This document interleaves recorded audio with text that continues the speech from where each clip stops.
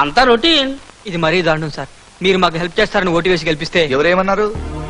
నాకు ఓటు ఎవరేమన్నారు? నేను తాగబోతుంది తెలుసుగా, అమ్మాయి పిచ్చుందని తెలుసుగా, రౌడిజం చేసి రాజకీయాల్లో పైకొచ్చానని తెలుసుగా. తెలిసి నాకు ఓటు ఎందుకు వేశారయ్యా? ఏంటి రివర్స్ లో వస్తున్నాడు? బ్రదర్, నీకు చెల్లులు ఉన్నారా? నాకు లేదు సార్, వీడికుంది.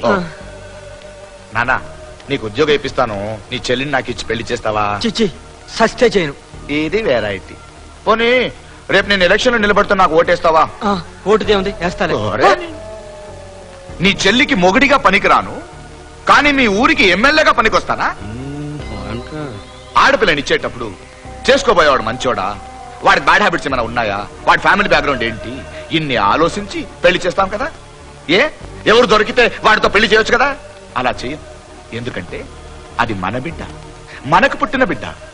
అలాగే ఇది మన దేశం, మనం పుట్టిన దేశం, మనం పెరుగుతున్న దేశం అని ఎందుకు ఆలోచించరు? ఒక ఎంపీని, ఒక ఎమ్మెల్యేని, కనీసం ఒక మున్సిపల్ కౌన్సిలర్ ని ఎలక్ట్ చేసేటప్పుడు కూడా ఒక క్షణం ఎందుకు ఆలోచించరు? ఆలోచించండి రా. ఇప్పుడు ఈవిడ గారు ఉంది, ఎవరు పిలిస్తే వాళ్ళతో వెళ్తుందా? ట్రై చేస్తావా? ట్రై చేయి చూద్దాం. ఏవే, వీటితో వెళ్తావా?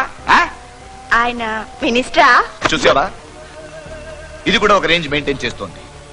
అంతెందుకురా, ఇప్పుడు ఒక రోజు నాతో గడపడానికి వచ్చింది, కానీ పంపించేవాడు ఊరికే పంపించలేదు.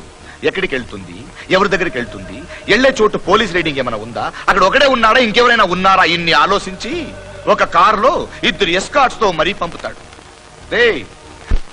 ఒక రోజు వచ్చి వెళ్లే బ్రాతల విషయంలో ఇన్ని జాగ్రత్తలు తీసుకుంటే 5 ఏళ్లరా, 5 ఏళ్లు మీ అందరికి సేవ చేయాల్సిన లీడర్స్ గురించి మీరు ఇంకెంత జాగ్రత్తలు తీసుకోవాలి? ఒక దేశం బాగుపడాలంటే దానికి పబ్లిక్ కారణం, ఒక దేశం నాశనం అయిపోవాలంటే దానికి పబ్లిక్ కారణం. తప్పంతా మీ దగ్గర పెట్టుకుని మేమేదో అన్యాయం చేసినట్టు ఎందుకు ఫీల్ అవుతున్నారు?